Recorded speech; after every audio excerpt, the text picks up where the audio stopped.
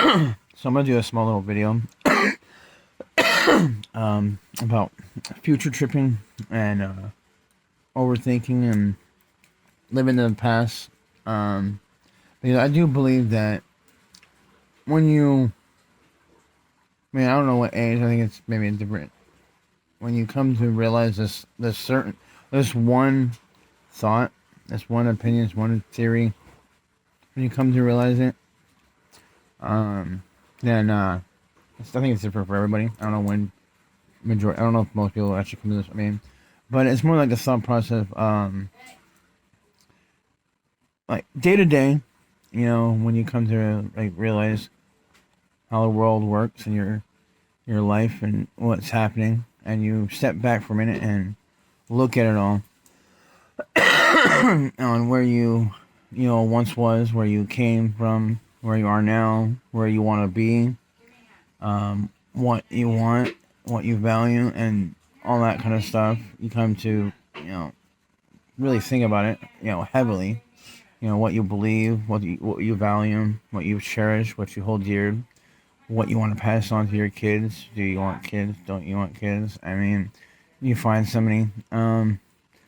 Once you find that meaning of life and that purpose as well, you can pretty much like read um your your your uh your future. Where you are gonna be. How you hold yourself, how you carry yourself, how you walk and talk, how you interact with people. Um, take a minute to analyze, and it's like that one movie, Limitless. I do think that's a little bit more like how people that are hitting a certain like level of social cues and understanding people and sympathizing and empathy. Would be able to just watch. Because the same tricks can be placed and put in place to when you read people. Um, I'm not really so much talking about like this and that about like typical psychology, but if you read people, a lot of that psychology is pretty easy. Um, and without going too deep in something, you can watch a few small, medium, micro fucking ticks and twitches and how they carry themselves and walk and talk and how they interact with people. Um, you can tell a lot about the person. I know when I was on the streets and doing weed and meth and interacting with people. Mainly when I was not really doing anything like meth, but more weed. I used to have this game that I used to hang out with people, and I used to pick a certain somebody and pull them out of the crowd, um, and have a talk with them about how everybody's just blind to what's going on. Like in all respect, people knew who I was. I don't know. I don't know. I used to talk shit about people when talking to individual people, and I do this a lot. Um, Nobody said anything, but I just watched the group of 5 to 10 to 20 people or more of people that I would hang out with down at fire park or that one park with the shooting fountain in Tacoma, and just see the small little crowds that come together to form a big crowd. And then you get multiple of those crowds to form a bigger crowd, and then multiple of those, and then you sooner or later when you get similar like-minded mindsets, you have a village, a society. And if you understand, and it's really easy to control them if uh, you know what they want, what they like, what they desire, what they dream about, and what terrifies them, what makes them afraid, what they're scared to lose. Um, and then you find that middle ground, giving them just enough to keep them around, but not enough to think outside the box, in a matter of speaking. Make their life you know, content.